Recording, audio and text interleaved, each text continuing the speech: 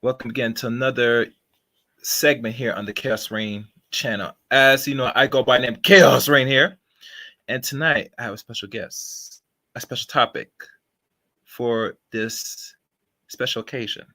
But before I begin, 1 second.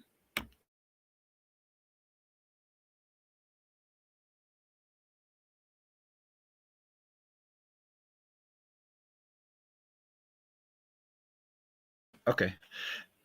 For those that are new to the Chaos Reign channel, welcome to Chaos Reign channel. And for the future, or those that will be new to the Chaos Reign channel, you know the drill, you know the do. You hit that subscribe button, that red button, and you hit the top notification button, not the middle, not the lower. Those no good. You do not get enough from middle or lower. the party where you get everything from uploads and live streams is the top notification bell. So what you wait for? Hit the notification bell if you are a new subscriber to the Chaos Rain channel. Also, follow me on Twitter at Chaos Rain 7. And not only join me, but join my Discord service that's in the About section on YouTube page of Chaos Rain channel. Oh, and I forgot, I'm on Facebook as well. Eric Rain on Facebook. Those are links to follow me. Those links to hit me up, etc. Now, as because I'm actually moving around sharing this, and I'm probably gonna share this more as we get into our discussion. As you see the title, present. And let me open up something here. Where's my window? There we go. 1 second. Tonight's subject is titled, and oh yeah, welcome, Positive Eyes. Welcome in the building. Thank you, sis. Welcome. Good to see you. Today's subject is titled, Cutting the Boots from a Samurai Perspective. And the only samurai and the only one I know in the space with his own intellect and his own perspective of reality and life. I present to you for the first time here on the Chaos Rain channel, the one and only, the Nameless Protagonist. Nameless, are you there? To the chat and the instructors on the panel. What's going on, fam? What's good? What's good? Welcome. Good to have you here for the first time on the Chaos Rain channel. And and I never told you this, Nameless. A lot of people never asked me why I called myself Chaos Rain. As you could tell, the world is in a state of chaos. As you could tell, it'll take a greater or more extreme chaos to restore order in which the world we live in. But that's not here or there. Before we begin and try to dissect this subject at hand, I always like to take a moment back in time to hopefully go into the present and potentially jump forward into the future. If you would like to tell the people that's listening or watch for the first time a little bit about yourself. Well, I am an individual that's been in the space for a while. You could say I came in at the very early stages of 2.0, and I'd been a shadow listener throughout all of 1.0, going all the way back to the days of Thugtician. So as far as my relationship to the space is concerned, I spent a very large amount of time simply observing and listening and seeing the ebb and flow of what happened through 2.0. And I suppose as far as my perspective goes with martial arts, it takes me back to when I got started at age 7. So generally my upbringing was pretty multifaceted. I obviously grew up in the Edo social complex in general, but I had the dual experience of having been close to the Asian community by way of having taken martial arts. And I made it a very serious goal of mine to pursue that as a lifelong goal. So in trying to become proficient, I found myself in just pretty much indulging into the culture just to get a better understanding of the context under which the martial art was understood and manifested. And so it had a side effect of just sort of altering my worldview. So I got to kind of have a hybrid theory, if you will, of having one foot in the Black community and the other foot into the martial arts world, but more specifically, the world that inspired the martial arts that was being presented in the present moment, which I think is a very important nuance, because the Asian culture as it is now, like many things, is a shadow of what it was in the past. And in the past, we mean have the Asians move away from certain things? I'm not saying traditional, but because we're living now in the tech age now, have they adopted more of the West now for the last 6 years, per se? In general, yes. They've become very westernized in a lot of different expressions in their society. In particular, when you look at East Asia. And the consequence of that has been the family dynamic that at first made them very unique and powerful has essentially become destabilized. And there's a tendency for human beings to optimize relationships down to a point to where they become commodities. And the end result of that is the family becomes lost to the sake of individuals trying to progress on their own. So if you forget the meaning behind family, you'll let it go for the sake of self progress. But that self progress is done in isolation, and the currency to pay for that is your future. So, yes, you're doing well, but it's the future generations that end up suffering. And that's a very common theme that's taking place all throughout East Asia at the moment. Mm-hmm.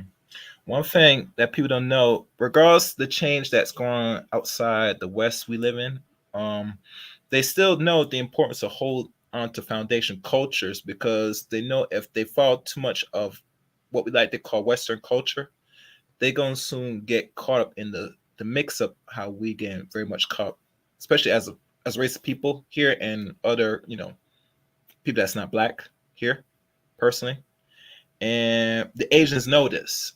So one thing they do is they take everything enough here and they implant into their own countries a way where they could still thrive while not losing too much in a way. You know, that's what I see. Um, but I tell you one thing. I know most of our people want to emulate the Asian culture in a way, which is okay. But like I said, when the world looks at blacks people personally, is they still gravitate and learn everything that we do. I think something special about this soil that it brings the world into some. How can I say it? It gives an extra spice in a way. I'll elaborate. You know how we used to like, or how black people turn hat backwards. Everybody else start doing it. And you know why? Because we keep the trend. We keep it interesting. Like we keep some type of innovation. If the black man don't do nothing today, it's like things start to slowly stagnate. In my opinion, for our oppression systematically. I don't know if you agree or disagree with what I said. I mean, you could imply. Well, I'll speak from my perspective. Mm-hmm. Um, the usefulness that Eastern culture had for me is it was a direct rebuttal to Western culture. And what I found when I got into Japanese style martial arts when I was 15 years old, I very quickly understood that I needed to learn much more about Japanese culture. And as I delved into it, I started noticing similarities, because you'll come to find out that Japan is pretty much, there's no such thing as a Japanese race as we understand it. Mm-hmm. There Mm-hmm. isn't even really a genetic identifiable marker for them in truth.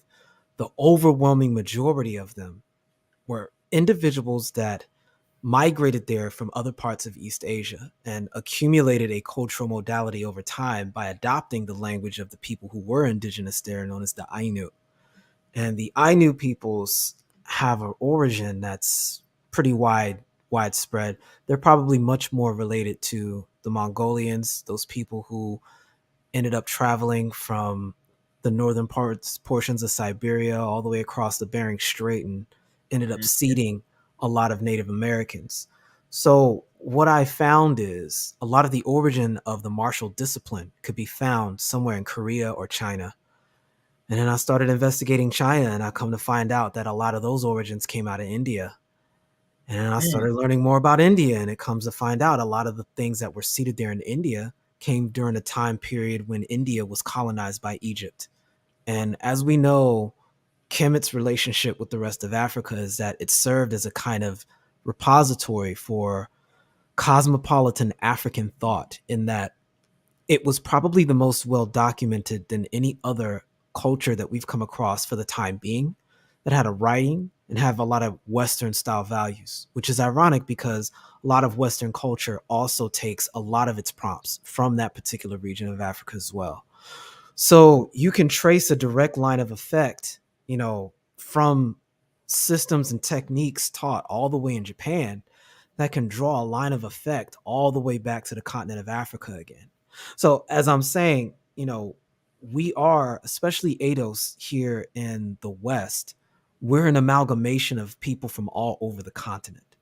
Mm-hmm. Within any one single individual of American descent of slaves, or, foundational Black Americans, you can find multiple tribes and traces of tribes and different ethnicities related to different regions pre I guess that would be Berlin Conference within any one of us. And I don't think there's too many people who can say that. And with that, what that means ultimately is that genetically speaking, we have a tie with everybody on the continent. And there's no other group of people on planet Earth that don't have a clause in their history somewhere that says, and then they left Africa. You understand what I'm saying? Yeah. Enough Africa. Yeah. So, with that, there's kind of a grandparent status that individuals of African descent, and in particular those in the diaspora, especially of the ADO social complex, there's a grandfather position, a grandparent position we have with all of humanity. So when we do things, there's kind of an echo that resonates with people, and it's difficult for us to be ignored when we're allowed to be in our element uninterrupted and unperturbed. Yes. I think one of the issues that we have problem is that when we're left alone to our devices, we actually do thrive to a period where we had to do and make for self. And it goes to the topic at hand about this term about picking up self by your bootstraps. And I've been hearing this loosely, not only to a lot of scholars, but just in general from a lot of black folks that talks about this. And I'm thinking, if you have no shoes to walk around, how are you gonna pick yourself if you don't have them to put on your foot? Manage to try pick yourself up out of an environment that is plagued and structured for someone else's preservation and survival than ours. I mean, I'm not sure what sense that makes, in my It opinion. makes Not saying, perfect sense. yeah. Not saying that black men we don't have these, we can't still come out of the issues, or we're gonna still do without regardless. But that type of I guess saying and keep jarring enough of black men, young black men that's gonna be men heads is like someone can't really conceptualize when you're being insulted constantly, As we try to walk, someone else is able to fly over us. It's not the same dynamics. So I just don't like that. And personally, um this environment as it stands, how we deal with it is getting more harder, and it puts black men in a position to really make a conscious decision. As you could tell, name as you hear what's going on. Some of them either are going to fight or flight, meaning they're going to go somewhere else, or they stay and deal with the problems. Um, and one thing I know is interesting, nameless, out of all black men here in America, the ADOS black men, the Western black men, is the only one that's still standing than all other black men outside here that always flee out of problems besides us here. And when I think about it and look at it deeply, I say, it's commendable, it's respectful, but it's going to come to a point where it say, you can't just take more than you could deal with and bear. I mean, that's how I look at it. And I think the ones that leave their lands for a reason, or economic gain or whatever, they can't complain about how black men, black women here in America have it easy. I mean, they have not dealt with what black people have gone through throughout the few hundred years. So, if you want to elaborate, yeah. Here's the problem that I notice, and I'll preface this with a couple things. Number one, Mm-hmm. in my personal experience, I've had the pleasure of pretty much having very positive experiences with folks that I come across from the continent. I can Mm-hmm. really only think of rare instances where I've had negative experiences with people from the continent of Africa, contrary to a lot of other folks.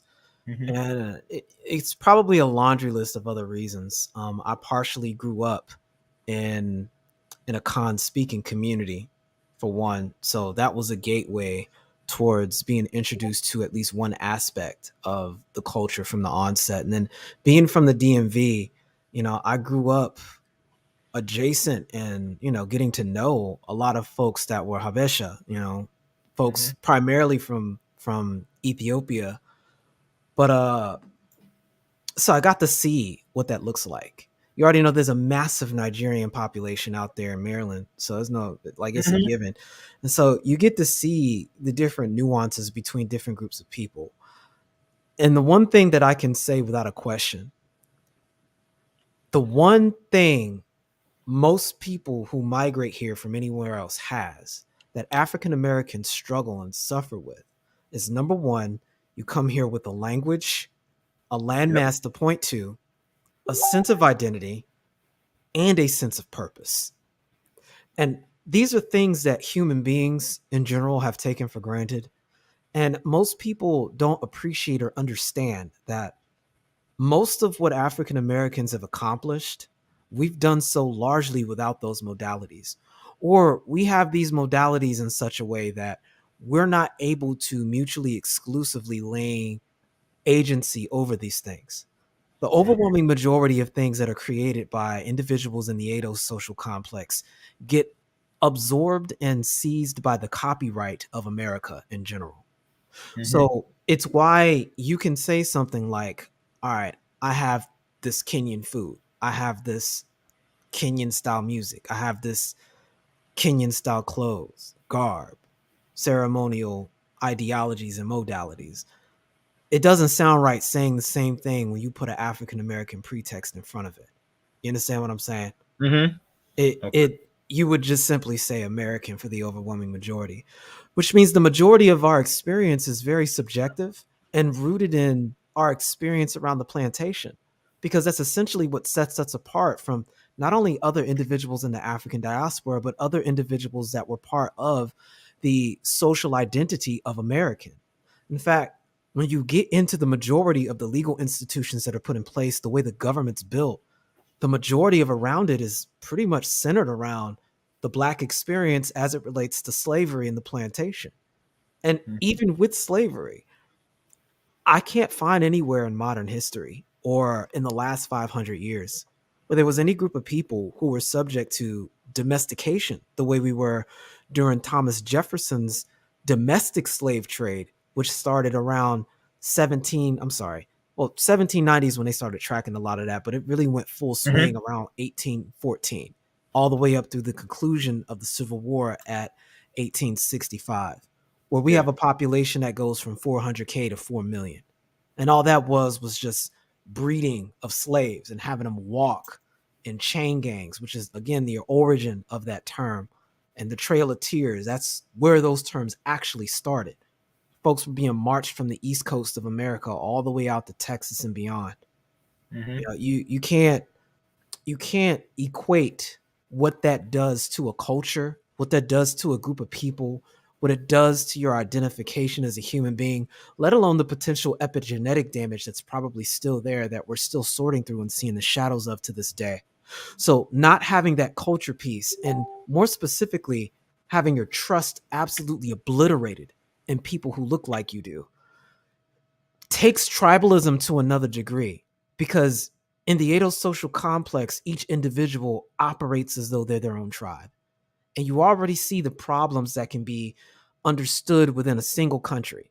Let's take Nigeria, for example, how young of a country it is, and how intentionally all of these different tribes and nations were just brought into a single box of sovereignty lines and told, this is what you're called now, deal with it. There's interpersonal problems that arise from that, but imagine what happens when every single person sees themselves as their own tribe. What in the world can you get done with that? Hmm. Well, if everybody see themselves as one tribe, you get a lot done. There will be no tribalism if everybody's united in one.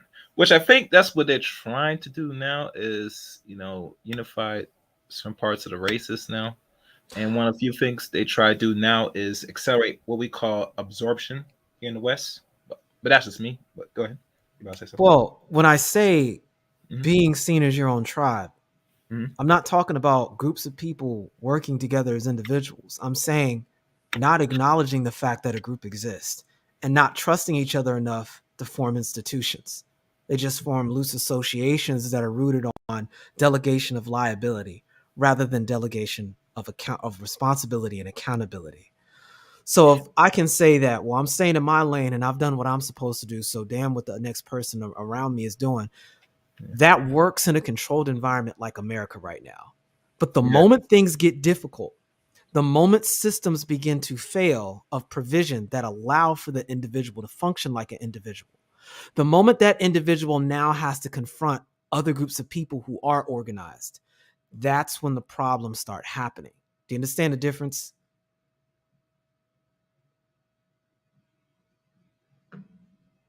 Yeah, I say this. I just gotta check the line. 1 second. Today's session has started. You hear me? Yeah. Yeah, I can hear you. Oh, hold on.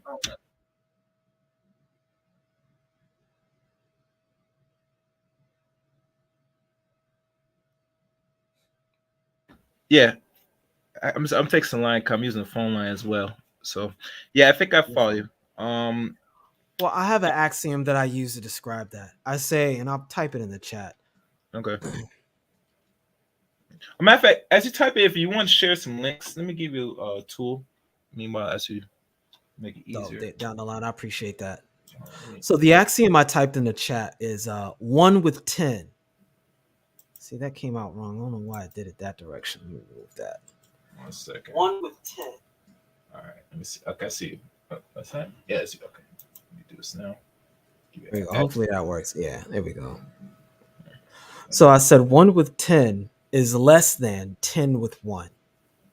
Mm-hmm. And the reason why I say that is because when you're dealing with dynamic scenarios that life or an environment will throw at you, the problem with being the individual with 10 is that the moment you're subject to subtraction, all of that 10 disappears. If you've got 10 people that have 1, that same side of the equation can get hit with subtraction, and you're still left with 9 more. You understand what I'm saying? Let's continue. Let's continue. So what that means is ultimately, in a place with finite resources and understanding the nature of upbringing and developing a culture and developing your own in-group, those 10 with 1 can quickly become 10 with 2, and then 10 with 3, and 10 with 4. And what's happening is one side of that formula is doing addition, but the other side of that formula is doing multiplication. And what that means is those 10 with 1 will very quickly outscale the 1 with 10. Mm-hmm. And even if you've got a massive number, over time, that 10 with 1 is going to overtake and get more done and be able to do things simultaneously that 1 with 10 simply can't. And so while that 1 with 10 does have more force, because force is measured in an increment of time that's very small, the others have more power, which is also that same amount that's measured in a specific amount of time, but the time that's measured is much longer. Mm-hmm. So the 1 with 10 needs good timing to make great effect, and that can happen. But the 10 with 1 only needs to stay consistent, and eventually they will win. Mm-hmm. That's the difference between working in aggregate and working as a sole individual to get things done. Go ahead. Mm-hmm. Yeah, and really, because the odds are not against you, you're going to have to be very much precision. Your moves got to be very calculated because the numbers are not there, So everything you do has to count. So I believe that. I agree with that analogy. Yeah, it's very good, very good. But it's funny because let's say there's more of them than us, then by default, because we're in a capitalist system and everybody thinks as an individual, in their mind, they think individually will work for us as men. But if we're dealing with the average of numbers, I don't. The math don't make sense if you're just doing it by yourself and the odds are against you. That everybody else, regardless if they have more, they know is necessary to work with others to get more accomplished. And I'm not saying we as black men we can't do that. Well, here's the catch. Here's the catch to add on to what you're saying, and I'm only interjecting to reinforce the earlier point. That is the importance of trust, because trust is the currency that's paid for so that the 10 with 1 can work together. Do you understand what I'm saying? Yep. Yes. Without that trust, it's impossible. Mm-hmm. You have to cohere other individuals to work with you, which to a point can work, but that's not going to last. All it's going to do is breed resentment, and that resentment is oftentimes going to be what costs that one with 10 everything. And we see that story play out all the time. Mm-hmm. And it plays out very much not in our favor on, and history constantly repeats herself. And I notice with that there things and that things need to change, but we have to come to grounds of understanding that doing the same thing over and over again, this insanity, you get nowhere.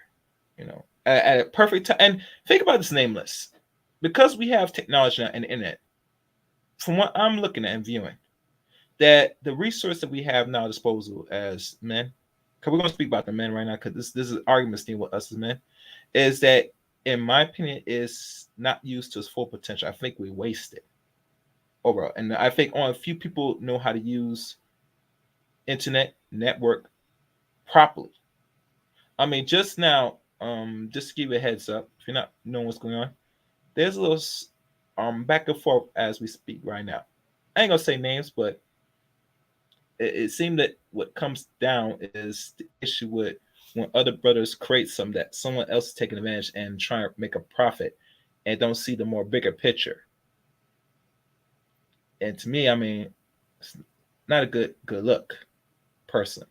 Especially when men say any black man has an idea and wants to construct for something better, for the better future of the other of black men in the group, and someone is using it as profit, it's kind of defeats its purpose, you know.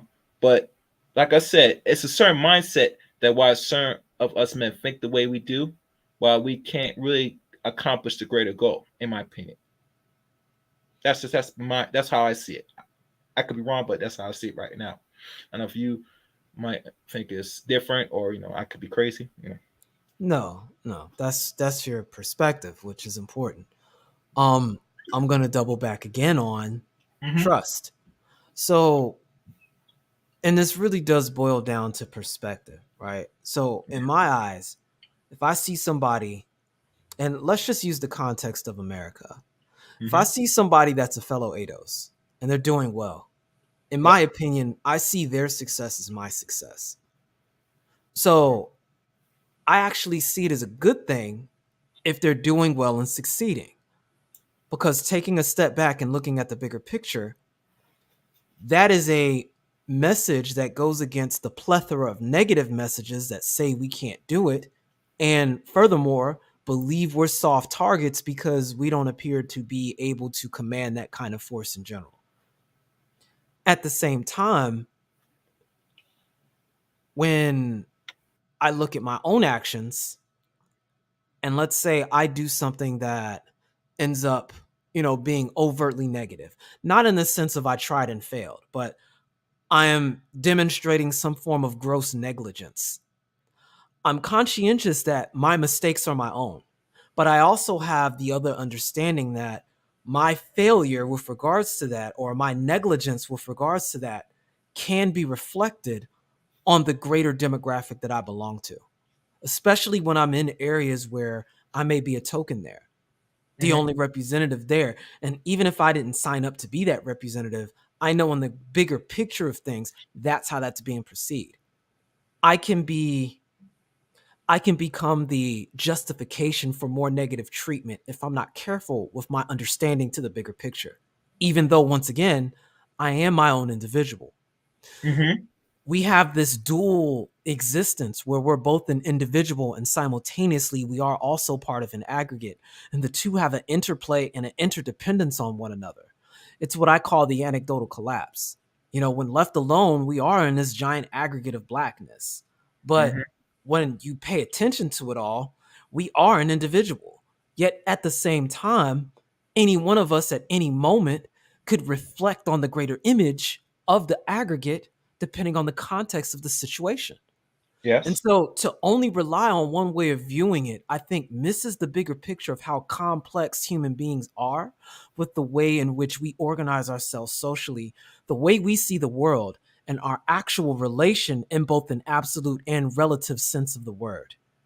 Mm, mm. Excellent, excellent, excellent. If y'all watching and new to the channel, welcome to the Chaos Rain channel. You know the drill. Hit the like button, share the stream, and always leave a comment in the chat room or at the end of the stream. Um wait. I think one lady asked a question. Oh, Let me sure. let me tend to some questions. Not many questions. Let's see where. Okay. The first question she asked, and it's by Positive Vibe. Do you read The Art of War? No, that's a simple question, but I read. I've not finished read it, but you know, but yeah, I think that goes to you. I think it's an important book to read because it contextualizes the idea of strategy. And I think that's something many of us miss. We don't know the difference between strategy and tactics. Mm-hmm. And Right.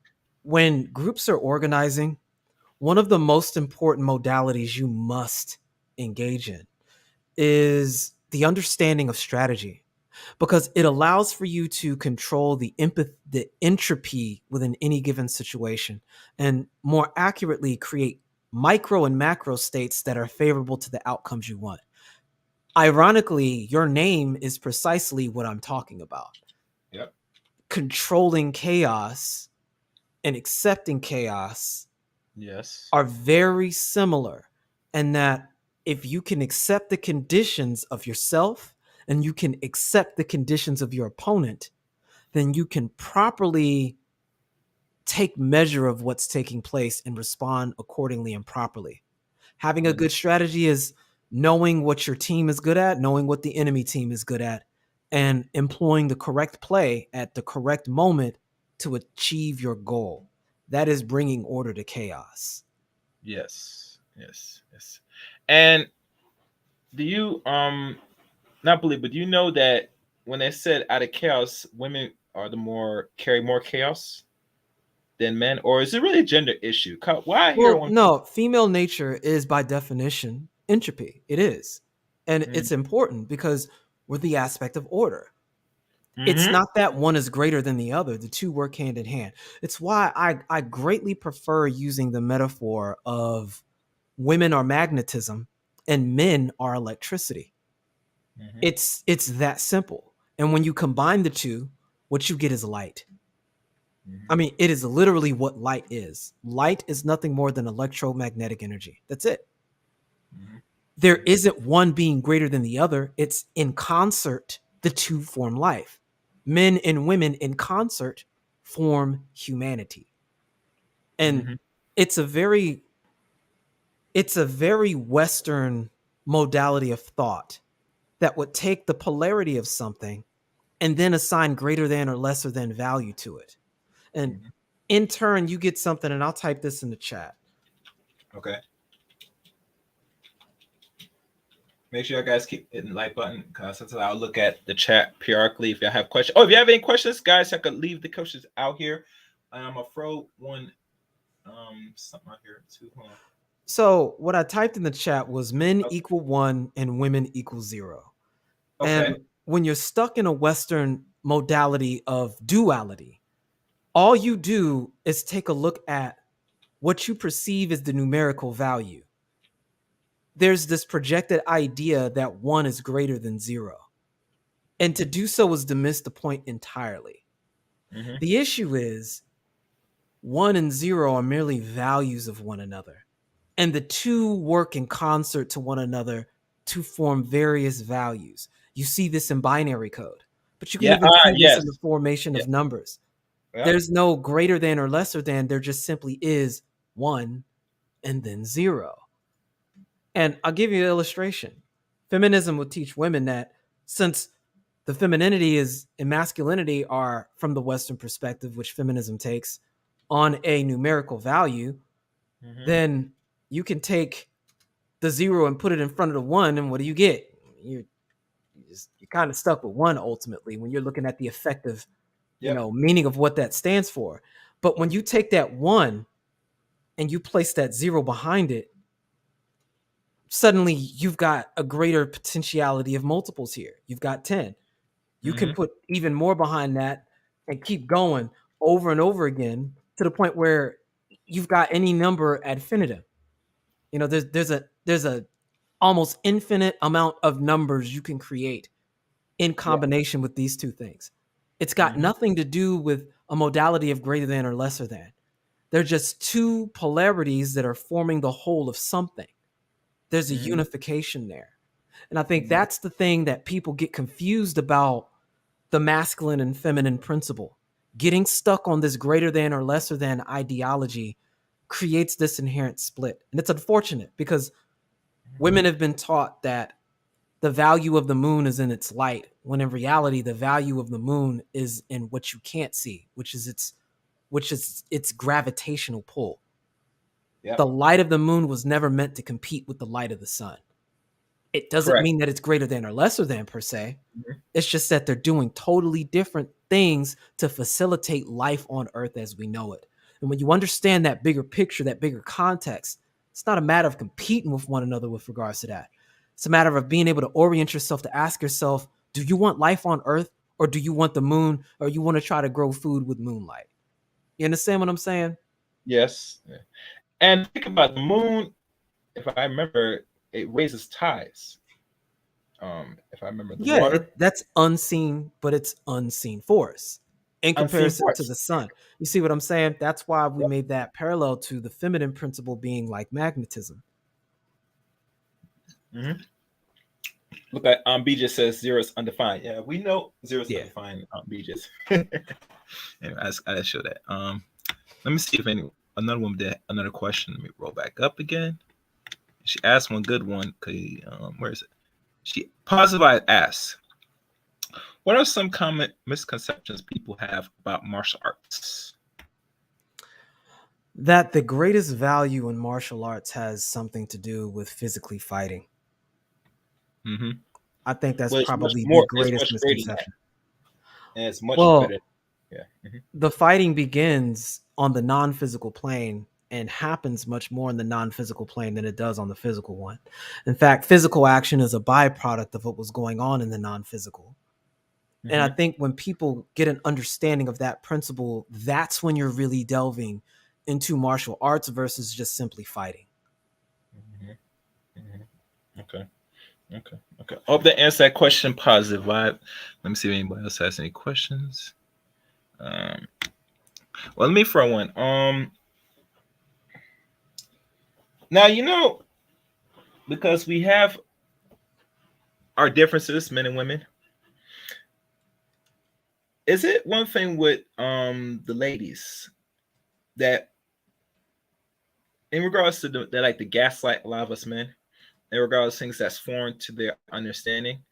Is it always that they going through their emotions when some that they don't hear that's, I guess, soothing to their subconscious, that they have to repel and fight back with a good more German in regards how we view things from two different lenses?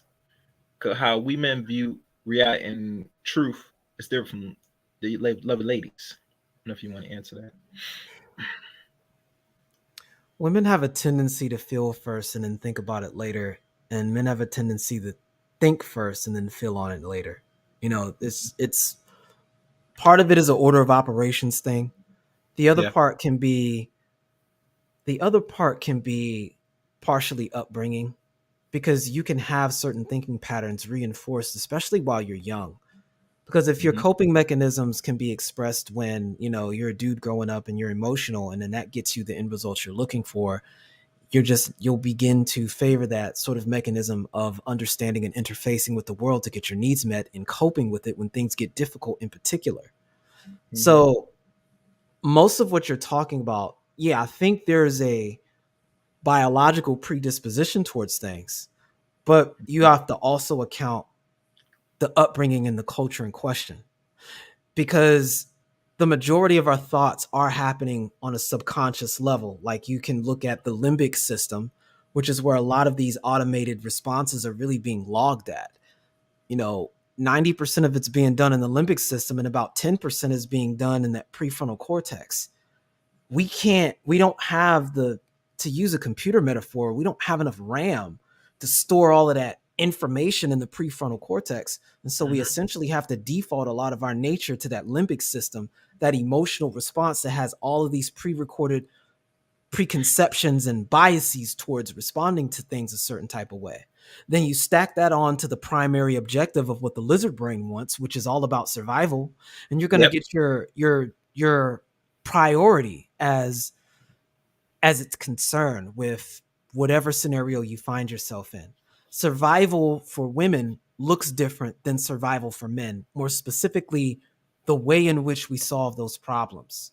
But it Mhm. also looks different to a group of people in a culture that is used to being in survival mode for an extended period of time versus Mhm. one that may not have necessarily had to have gone through such a consistent state of scarcity for so long. You understand what I'm saying? Yes. Yes. And that all leads back to trauma nameless of how we view there's always amongst us the scarcity issue is that we don't have enough or we don't meet our needs. And one of the few things about us black people that if we have the money or not, it's like we don't prioritize the basics, and we try to live on the average above our means. And you know what I'm saying? Everything has to be covered first before thinking about going beyond your needs. And the biggest fear I have with us now, and let's say they give us reparations. I mean, I'm not. I can't speak for next man what I would do if I do get it or you get it. But saying that how you think is how you're going to act and carry out. So when people like us that have money, we already know what they're gonna do with it. And a lot of people feel or fear that they're gonna give it back. But say, but what do you expect when you deprive people for such a long time?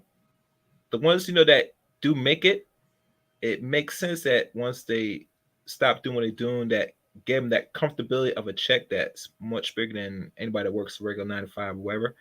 It makes sense they would go broke after a couple years. And Well, I'm here's yeah. my issue with that Mhm. whole entire notion. Again, Mhm. people are adults. I Mhm. mean, what's the difference between what they did with the Native Americans and what they would do with reparations with individuals of African descent who were part of the transatlantic slave trade here in America? Very little. Yeah. At the end of the day, reparations can take the form of more than just a check. Mhm. There's there's institutions you can belong to. There's grants that are there for getting education, starting businesses, getting loans, preferences when it comes to interfacing with any of the levels of power that Dr. Claude Anderson describes in Powernomics. I mean, Mhm. there's entirely too many programs that they can put forward. They could start with rewriting and reverse engineering some of the damage that was caused by redlining during Jim Crow. And they've got records of this stuff. I mean, there's Yeah. communities right now that can get a lot of those resources reinvested into the infrastructure there. Instead of they could do kind of a reverse gentrification. Yeah. These are things that could fit reparations. I mean, I think people obsessed with this idea of trying to micromanage people's pockets by saying, look, we have this damaged cultural modality, blah, blah, blah. If you give this to black folks, it doesn't have to look just like that. And Mhm. at the end of the day, it's still money owed to this demographic. Mhm. So whether what they do with it really isn't anybody's business like that. And Mhm. yeah, we know a lot of that may circulate back into the economy, which ironically would be more reason why they should do it. But I agree. again, it doesn't need to look just like a check. There's so many other things that can be done on a systematic level because systematically, that's how we got here in the first place. Mhm. Mhm. Um, from your um perspective, point of view,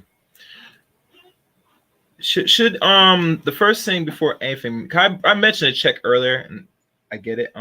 Shouldn't there be a process or a certain institution to start really dealing with the trauma that our people still go through before really going through a more deeper repair? Because I think usually everything goes in the subconscious mind, the brain first. How we think, how we act and behave is the thing that what dictates our behavior now. Should that be the first many things? Let's say if they're dealing with repair, should be the first few institutions or things put in place to start healing us mentally first. I think any adult has to do that as a first step, just to function beyond your default setting. I mean, that's a Okay. given. Okay. But we're back again to a need ID to get ID problem. The Mm-hmm. true issue with the social complex is I don't, and I, the first time I heard someone say this was BGS. He said ultimately the black community has to decide it wants to be a community. I Yeah. think that's the issue right then and there. You Mm-hmm. know, when you've got American culture that's animated by liberalism, and the whole theme of liberalism is to spite the idea of group accountability and individual predetermination or self-determination, I should say, rather. Mm-hmm. Preeminent self-determination and rugged individualism are formulas for people to just operate on a liability-based modality. And when you combine that with a two-party system in a democracy that only cares about 4951, it's a recipe to essentially be isolated and left behind, because as an individual you can get your needs met, you can get by, Yeah. especially if you do the grinding thing. Like if you sit down and you grind, you've got a good percentage chance you might succeed and get your bare minimum needs met, especially if you meet it with good timing. The problem Mm-hmm. is that's not going to be the case for the aggregate of the group you belong to. And Mm-hmm. everybody else comes over here with the prepackaged group. And if you don't, it's for one or two reasons. Either you're part of the social complex and, congratulations, you're the dumpster of this racial hierarchy, or you're classified as white and congratulations, you're the default setting. Mm-hmm. So the majority of Americans here that are classified as white, they don't have to do a damn thing. And their image in the society, their apparatus of power is still going to be pushed forward by virtue of the bottom rising. Meanwhile, if you're classified as being black within the system, you're subject to social dominance theory, meaning the men are going to be the lopsided, asymmetrical focus of power. Because if the men of the group are doing well and are organizing, it creates the potentiality for more competition. And America as a culture doesn't do competition. It eliminates competition. Repeat that again before we continue, because people don't really conceptualize and understand this thoroughly. That there's no such thing as in the capital competition is good. No, they erase and don't want competition. Period. That's not what this contract was designed for. Right. There is no competition in America. There's just erasing your competition and being the sole competitor in whatever modality that you're there. I mean, sure, you're going to have tokens that are present. You're going to have antitrust laws that are going to work from a distance to sort of, create the illusion of inclusion with certain things. But at the end of the day, the more sophisticated your organization, the more degrees of separation you can be in creating that scenario of not having competitors. Either you're going to become a subsidiary directly or indirectly, or you're just not going to be able to be competitive. You will be removed from neck and neck competition. And so there isn't a culture for that in America, especially when it boils down to actual power. I mean, the nature of that can be understood in the Monroe Doctrine. That's what that is by definition. Mm-hmm. So if we understand that, America doesn't do competition, it eliminates its competitors, and it doesn't do negotiation, it does coercion, meaning it's not going to negotiate with you, it's going to offer you ultimatums. And Mm-hmm. you either get down or lay down. And what laying down is with regards to you is going to be contextual. But there Mm-hmm. isn't any real win-win situation that takes place the overwhelming majority of the time while you're here.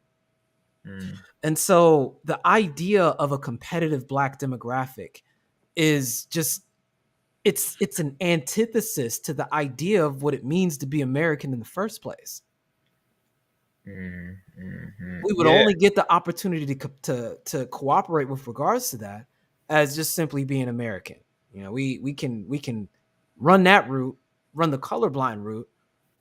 But the problem becomes, number one, we're an organized and recognized demographic when it comes to the census. It's understood when we interface with the different institutions of power that are present there.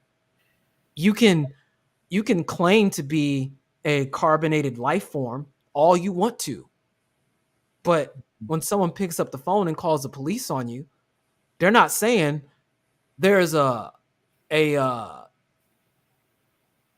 living organism with red pants and blue shorts running down the street. People are all of a sudden going to exactly know what race you are. You understand what I'm saying? As you're Yeah. perceived. So like when you've got this modality going on, like it really doesn't matter what you call yourself. You're still part of that group dynamic that I'm talking about. So even Mhm. if you don't see yourself in competition with other people, you're still seen as a potential threat if you have certain spheres of competitiveness that you have access to. And organized groups of people that are in the non-white classification do have a place in that hierarchy. And again, if you have that classification of black, it's in the shadow of being white, unfortunately. And Yeah. so we are a forced demographic, a forced classification. And that's Mhm. not to say that, people can't accomplish things on their individual merit. And again, there's the argument. You get a Pareto distribution of success when you look at the bigger picture. It's just Mhm. that you can take a group that numerically makes no sense to be successful, like, the Desi Indian population or the small hats, and you see Mhm. their end result. Their end result is one, recognizing they're a demographic in a group, and two, aggregating their power and creating a system that creates a higher probability of favorable outcomes. Mhm. Mhm. Mhm. Yeah. And the strange thing about all that is that with this competition and like I said, competition either builds you or brings the best out of you or it could break you. And I'm not against competition. Is I want men brothers to understand where your position is, your place in, and understand that you have obstacles that can be either succeed or even hard to thrive or accomplish. But no one says it's not your fault. And I think a lot of people that don't think of the human being of the black man is that they think it's always our fault, but it's not. This is out of our control, not our reach. You know, we didn't meant to be in this. You know, but we still had to manage in a very uncertain and very much dominating society that sees us as lesser beings and something to be used. And if you can't use us, you'll dispose us like anything else. Which is why you need strategy. And unfortunately, it's difficult to employ strategy when you're at an individual level. You Mm-hmm. can always use tactics, and yeah, you can employ a strategy, but when you've got to compete against other people who are not only formulating strategy, they're doing so as a group, i.e., this term being on code. It it's a challenge. Like again, in my own work, and a lot of us that do reach those upper echelons of society and break the 500, I'm sorry, the 50K uh, paywall and get closer to 100K, you come across these groups. You find these terms. It's lonely at the top, especially if you're really heavily melanated. It's not easy being around and competing with other groups of people who have their own in-group networks that are giving themselves advantage after advantage, and then looking at you like, well, what are you asking for a handout for? They've Yeah. effectively eliminated your ability to compete. And so what you get are these individuals that end up succeeding, that succeed not because of their community, but they succeed in spite of the community, which meant that they're so fucking brilliant. Excuse the language. They're so brilliant that even if you put them in whatever scenario, they likely would have succeeded anyway. And the overwhelming majority of us can't be these 1% people. It's not to say that you're not working hard enough. It's not to say that you don't have the work ethic to do that. It's just that it is a mathematical fact that everybody can't be in the 1%. It's just a Correct. mathematical reality. Mm-hmm. And this is the difference between, understanding systems and just throwing possibilities at folks. We're in an era where the possibility to do things is greater than ever before. The greatest irony of that is there's less people actually accomplishing things than ever before. Make that make sense. Yeah, man. I mean, and everybody thinks that I'm gonna be that one person that's gonna make it out. I'm gonna be that 1%, And I think that's why you look at most mothers on the average. I know that woman going to give pushback on this. That if you have black male sons and you're not involved with your baby father or husband, wherever, you're going to try to, on the average, push your son to be that 1%. And how they think their sons can accomplish is doing two things that really bring money at a fast pace, like sports, entertainment, etc. Um, and they will push their sons, and if their sons succeed and beat the odds, they will take the credit, say, I done all that. And they condition their son, say, it's because you I got to this. But if they Instead fail, who do they blame? they blame the man, the black man, or the father, or wherever, which they always do constantly. And everybody else in society will blame the man, especially black men. Ain't that something? No, again, it makes sense. It's part of that understanding of the outgroup subordinate male is going to be the asymmetrical recipient of all negativity when it pertains to dynamics and models of power. It's that simple. Mhm. And as unpopular as the response is, the only answer to that is either you withdraw from the system entirely or you begin to form your own in-group and strategize against the people strategizing against you. That's really it. It's why I want to make popular the idea that black men in America are prisoners of war. And it's not a declaration of defeat. It's not a declaration of failure or any of that nonsense. It's a contextualizing of our history. Because if you can't derive context from what's occurred to you, you won't understand accurately what's going on. Mm-hmm. If you've got bullets flying over your head all the damn time and the place you're in, it looks like a damn war zone, contextually speaking, you think you'd maybe be able to figure out maybe you're in the middle of a war. You can only see those bullets flying overhead when you take a step back and then you look at our statistics and compare them to everybody else and you start finding patterns. Do you understand what I'm saying? Yes, I understand that. Yes, correct. That's the war that's being talked about. And if you're in this state, there's a certain way you need to conduct yourself. You don't get to act as an independent agent on your own volition. Sure, you can. But if you want to get results that are better in the aggregate that don't look like a chaotic Pareto distribution, either i.e., a lottery ticket, if you want to improve the percentage, the viability of getting the outcome you desire, you have to employ strategy. You have to approach this not from just an individual level, but recognize it on a group level, which means you need to understand the condition of your group. And what's most important is understanding how you got there. So getting the context under which the decisions were made that led to the present moment.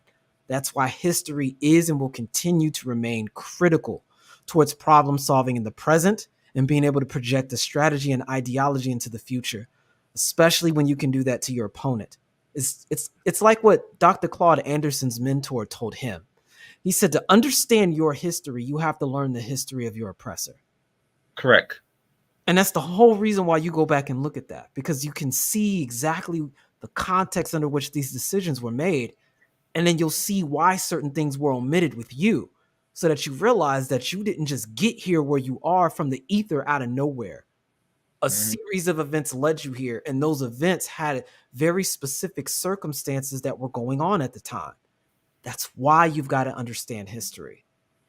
And a mode of protection is to distort what actually happened or misdirect with what happened, which is how you get that, axiom of his story. And one thing, Johnny Clark said it best when he was just a boy back in the early 20th century. When he came across the same library, I think it was in Georgia, or was he in New York at the time?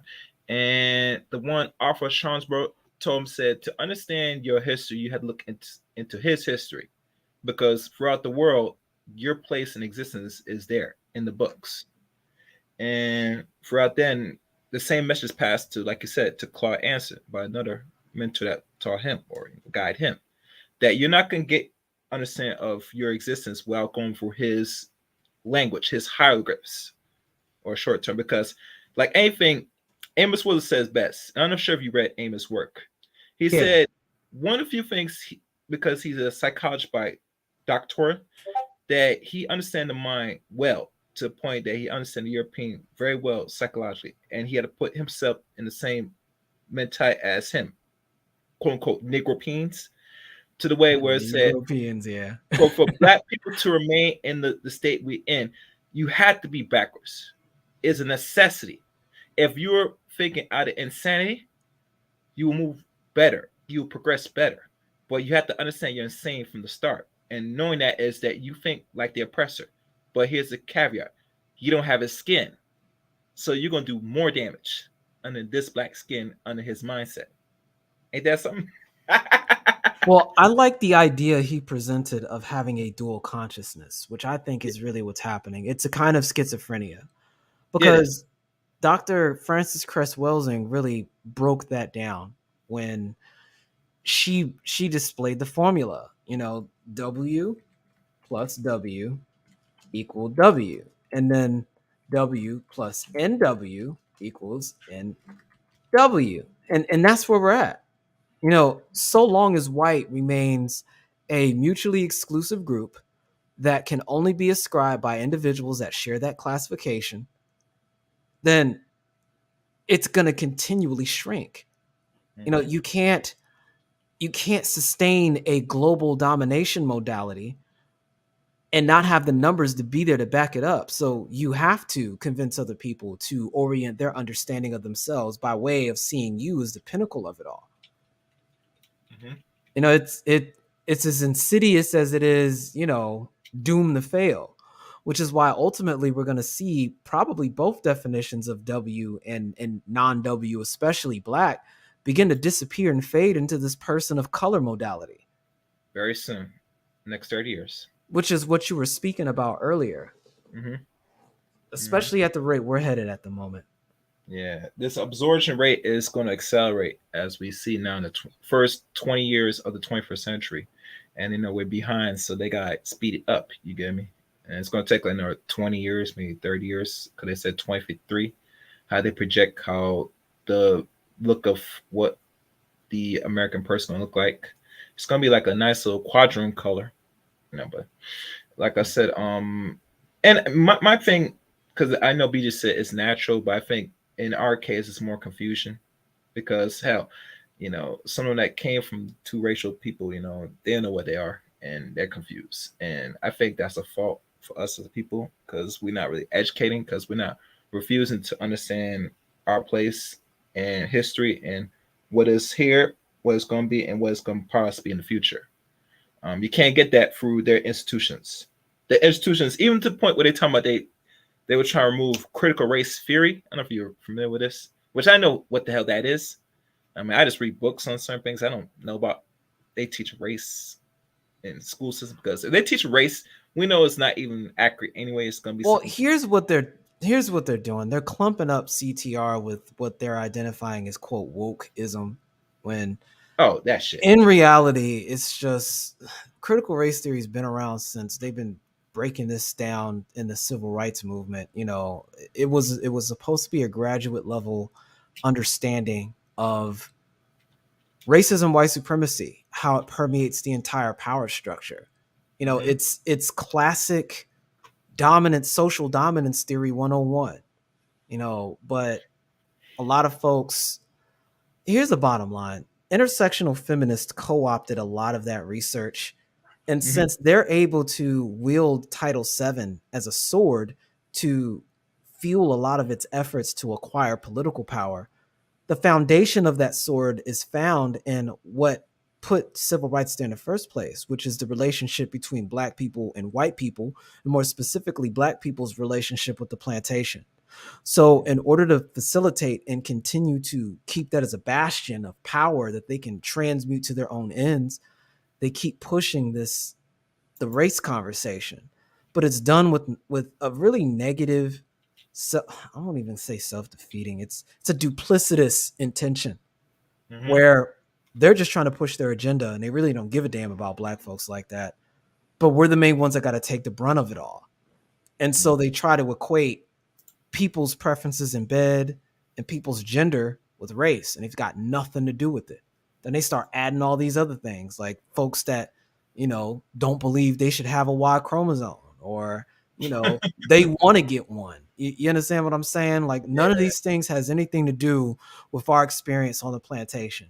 Yet all of that gets grouped in, and you listen to these folks talk, and they can't go a sentence without mentioning every single one of these things in a single breath. It's almost like some sort of cult-like indoctrination going on, but that's what you see happening.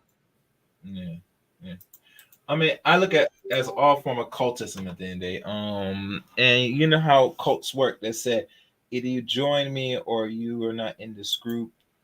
These type of things say, it gives a certain it's like a form of bullying. If you're not following the leader, then you have no place, and everybody has to sit to regurgitate what one person said, like they're the all-seeing answer. And I don't go by that. I don't like that. Like I said, if white supremacy is a religion, then the gynocracy is a cult.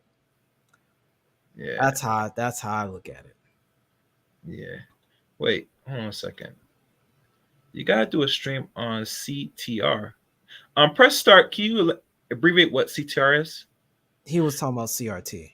Critical CRT, race yes. theory. Yeah, Oh, he critical race theory. mistyped it. Yeah. I never look into that because, like I said, it's been around for a while. I don't focus on too much race theories because that's something that I could put on another channel, talk about that. But Dr. Tia-san Johnson and Gigi did a very good stream on that. So if you can look them up, they broke that down very clearly a while ago. When they were making a lot of noise about it, because people had no idea what was going on with regards to it because of the way it was being misdescribed, really mislabeled. But yeah, I think BJ said race is a construct. It is. They created this construct personally. I mean, when we ruled, we never had a construct of race. We know it's there, but we never really sit there and label it. This is this, that. Because we're not in the business of labeling things. Because, I mean, we were always in the beginning. So, all this extra I take Dr. Henrik Clark perspective on that.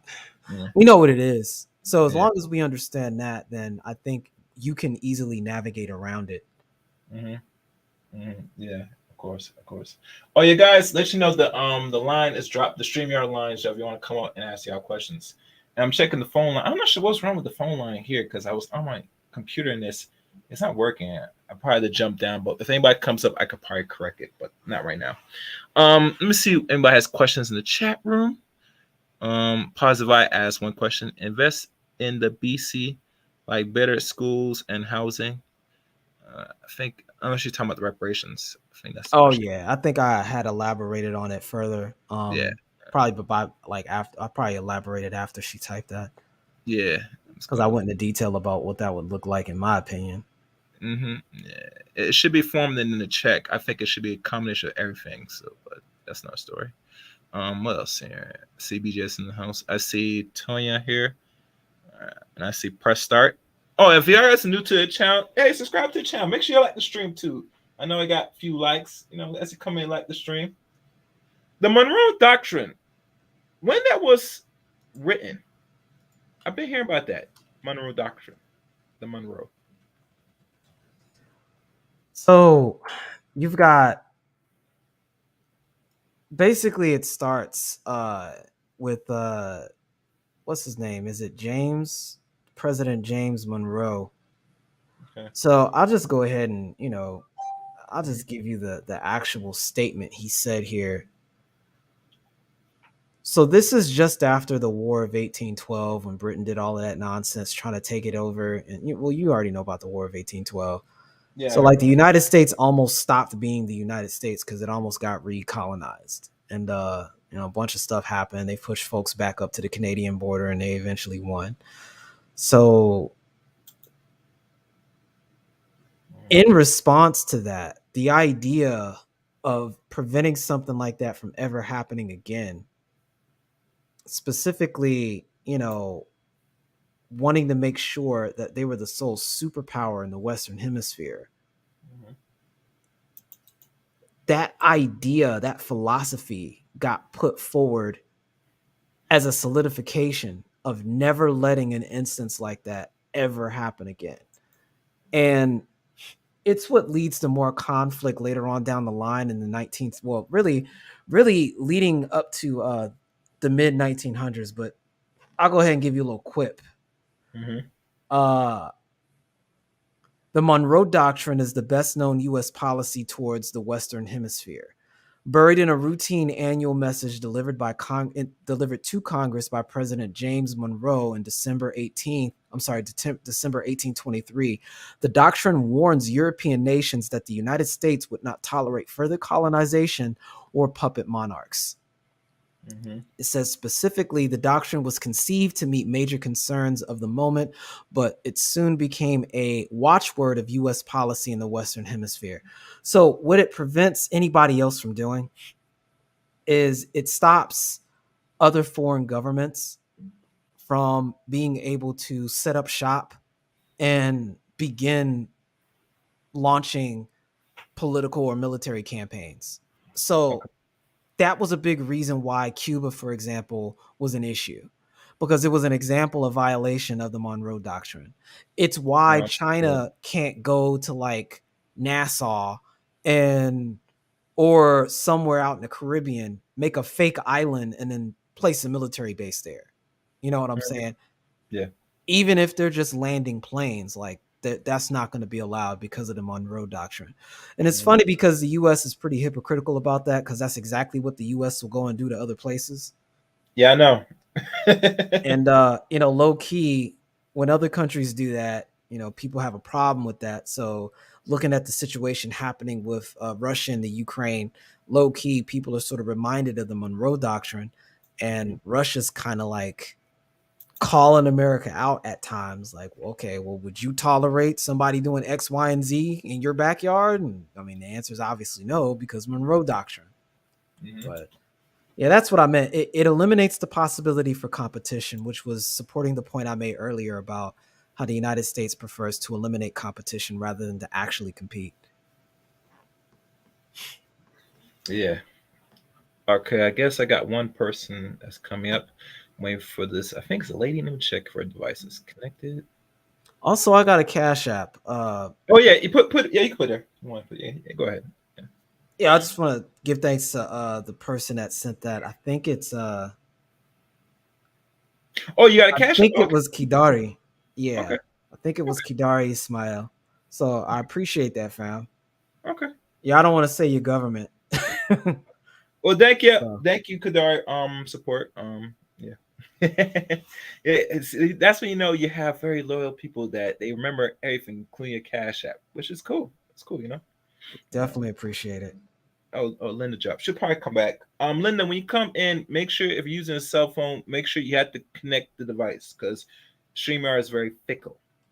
Um, what other questions? Oh, in regards to men, for little solution parts, uh, in anger from your, because you've been trained, what steps and guys one could do for either a man that's 18 and above could deal with or know how to handle anger? What steps he could take controlling anger? Two things. And this is kind of getting into my personal philosophy. Hmm. So I'll start with the most immediate response that will get results. And it's cliched and said a lot, but it truly, truly, truly works. And it's gaining control of your breathing. And if you can Mm-hmm. just take 10 deep breaths, neurologically speaking, biologically speaking, it takes you away from that fight or flight response, or it makes that stress much more manageable. And then you can offer a more clear response towards it. That breathing helps you get a better orientation so that you can make more clear decisions and act on them. Mm-hmm. Mm-hmm. Breathing. So, learning how to take deep breaths, hold it for a second, breathe out again. Breathe in through the nose and then out through the mouth, and just repeat that cycle a few times before you act. And it has a physiological effect on you. Like, this is beyond just mental. And getting into that has a lot to do with the vagus nerve and the way you're wired. But this is done profoundly in internal martial arts, but just in a practical sense in everyday life, like, it'll do that immediately. As far as a philosophy goes, I'll say, at least personally on my end, Mm-hmm. I don't operate on a modality of control anymore. Like, control is a word that's used often to describe how you can gain agency in your environment. But I find that acceptance goes a long way. And to be able to accept while at the same time making sure that your free will isn't violated, you can find it much easier to let certain things go rather than internalizing them. And for me, that's helped me not take certain things so personal, because I found that if I believe that I'm being attacked because maybe there's some other things that occurred in my life that are emulating what a person is saying, it may be difficult for me to discern if they're talking about what I said or if they're talking about me. Or if, in a lot of instances, what some people do, they're conflating me with what I said. Mm-hmm. And when you can understand others around you and accept them for what they are, there's no need to control anything. You can go with that flow. It's like in martial arts where you learn how to roll with the hit or move with the hit so that you can deliver a final hit, a final blow, or whatever else your objective is at the time. You can't control your opponent per se, but you can accept what they do and respond in kind. And it's not a matter of control, it's just having an understanding and being before the environment. The same thing happens in conversation. It's just very difficult to do that when you're younger because, one, your base of experience isn't as great, and you have to get exposed to more to learn how to tell the nuance between a personal attack and someone responding to what was being said that has nothing to do with you and everything to do with them. So between these two things, I find it much easier to keep a measure of cool because I just don't take things as personal anymore. And I learn where my limits are and where I draw the line. And I'll withdraw from a conversation before I allow myself to get to a point where I totally fly off the handle and then now we're attacking each other. Because, at the end of the day, there's almost a infinitely renewable source of BS everywhere you go. You know what I'm saying? There's always somebody willing to fight you for no damn reason. So I find it more value to be able to see two opposing ideas and figure out a way to form a synthesis between the two. Because if someone sees something that different from me and they're presenting good faith in the conversation, that's an opportunity for me to learn, because I may be able to take or observe something that wouldn't have been possible from where I'm standing. They may be able to see that. And as a result, I may have a more perfect understanding of what it is I'm talking about. And that can play a role down the line in the future. Okay. Yeah, I think controlling your breath, and B just said it best in the chat room that yes, breathing centers you. It recalibrates your heart rate, and that's one of the few things that will. When you have a certain heart rate, I think that boosts your adrenaline as well. So you're once you feel that you're at that state of that fight or flight with someone, when things are going away, I can see that breathing is the best way to really get things calmer down. When you take a deep breath and control the flow of oxygen in you, you're able to relax the heart rate.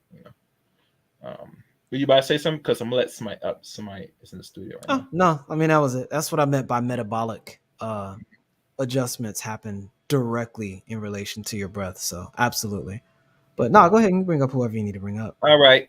First guest up, bring up Linda. You there? Lena? Hi, yes. Yes, can you hear me? Yes, I can hear you well. Yeah, we can hear you. Go ahead. Okay, good. You came on nameless. I found this very informative. I came in with the belief that I was going to learn like more about physical, like fighting, and I thought it was going to be like techniques. And I feel like I learned so much more besides learning how to fight like physically, but learning how to balance and control, and that the power is in that, and then instead of the fist. And I really am glad that I was able to enjoy this content tonight. And good job, Chaos. Thank you. Oh, you're welcome. You're welcome. You're welcome. Um, anything that you want to ask, name as protagonist to him on the. It could be any question generally. I think you can answer. Before you learned about martial arts, some of your beliefs prior to learning. You said what was I doing, or where was I prior to learning martial arts? Your beliefs before you learned martial arts. Like, what were you expecting, and Mm. what were you presently surprised that you learned, like how I was tonight? So I think Chaos kind of asked me that a little bit earlier too. You got to remember, I started when I was 7 years old, but I'd wanted to do martial arts at a much younger age. I was really, it was Ninja Turtles that got me into that. I saw it on TV. I saw it. That's I not. wanted to do it. And at the time, both of my parents were in the military. So my dad would take me to the gym, and I'd be walking with him, and I'd see the folks doing the martial arts classes on our way to wherever he was going to do his training at. And I always pointed like, I want to do that, I want to do that, but I was always told, we didn't have enough money for it, etc. So when my parents divorced at 7 and I come back stateside, one of the first things my grandparents enrolled me in was martial arts. So ironically, and I'll give a little nuance. The first thing that I came into understanding about was racism while I was in these classes. And I think that was probably one of the first things that helped build my work ethic, because anybody that's heard the story before, they're not there's not a lot of us in these classes. Number one, there's a paywall especially in the early 90s when I got in, that set the tone for what was expected of me when I walked in. So there was a whole bunch of predominantly white families that were there, and the Asian kids that were there, they're more so there to protect their culture. So here I am showing up, and I'm just eager to learn. I'm just happy as hell to be there. And I had the great fortune of having an instructor that rooted for me in a positive way. And the entire rest of the environment was disgusted at my presence. And so it ended up being that, instead of really being discouraged by that, for as frustrating as it was, I paid close attention in class. And when I went home, I trained my ass off. And it served as a foundation that I engaged everything for the rest of my life. As we would go up and show up in class, the instructor would provide opportunities for my skills and my brother later on when he joined to really be put on display, to definitively show I'm not in this class as a handout. I'm not in this class for no reason. I'm demonstrating results. And I would outperform overtly everybody in class, even people who were higher belts than I was. We would go to tournaments. And as much as those judges would try to vote in favor of the Asian kids that were there, call bogus calls, we trained so hard at home that we were blowing people out the water decisively. So I think my work ethic and my understanding of what was expected of me, or ironically, what wasn't expected of me, being black in these environments, is probably one of the biggest takeaways that I took or walked away with immediately with regards to that. And in trying to derive advantage, it's what led me to study the actual meaning behind the movements, number one. And number two, to study the culture that manifested the martial art. That was something else that oftentimes in a lot of the Western martial art environments gets skipped over. They're just interested in just blatant physical technique, and they don't care to learn about the context under which these techniques were developed under, what was going on with regards to that. Mm-hmm. I don't know if that answered your question. I kind of went in a roundabout sense, but I wanted to give you a little bit of what was going on in my mind in the very early stages of my training, since I was so young. Oh, I understand. I understand. Like it also made you determined and to practice more, and I understand to be the best. So I'm glad that you gave me that background. That's why you're such like a long, I want to say student of it, or that you are so dedicated to it. If it wasn't for martial arts, I'd be dead or in jail right now, hands down. I Mm. can't I can't think of I can't think of too many things that would have kept me out of the things that were in my environment. The reason why I didn't join a set, because they were there and they wanted me, especially because I could fight. I turned them down because I needed to train. I didn't smoke, I didn't do drugs, I didn't drink because I knew that would slow me down for the tournaments I was applying for. I didn't get involved in a lot of scenarios that, had I been doing it along with other people, either I would have been arrested or I wouldn't have had the physical wherewithal to handle myself when physical situations went down that meant life or death. It's too many times where I wouldn't have made it right now if it wasn't for martial arts. So it definitely became a way of life for me. Mhm. Also, I want to go back. I remember you said what got you interested too was Ninja Turtles. I know this is like off the subject. Oh, you know what got me interested? Let's let you know I'm old, but I used to watch Get Your Kicks on Super 66 channel. It used to come on like every Saturday or Sunday. And it used to be the martial arts movie like Five Deadly Venoms or Bells Okay. of Oh, you mean the War. classic, the one with where the Wu Tang King got their ideal of their The group? 36 chambers. Yes, Yeah, Yeah. 36 by the Changes, Wu river. Tang verse. Yes. Now, Five Deadly Venoms was Tupac's, but I'm not a big Tupac fan. But Wu Tang got, yeah, Wu Tang. And then if you listen to RZA's The Shogun Assassin, that's the Mhm. beginning of that movie. Only I would know that. I watched that a little See, bit too much.